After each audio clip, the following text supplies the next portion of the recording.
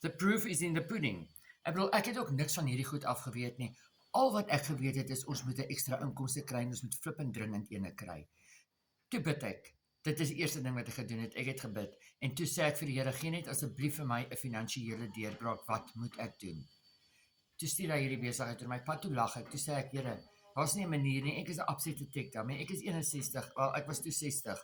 My naam is Anne-Marie. Ek bly in McDougall's Bar, maar ek kan nie hierdie goed doen nie. Ek is 'n tech dummy. Hy het my 3 confirmations op een dag gegee. Dit is wat ek moet doen.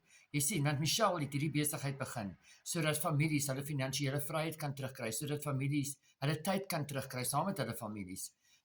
Jy werk slimmer, jy werk nie harder nie. En daar is hy nou aangewys as een van Microsoft se top 10 self-made women oor die wêreld. So as jy wil weet wat 'n besigheid ek doen, 100% wins maak met my eie besigheid, sê vir my 100% in die comment of WhatsApp my, dan gee ek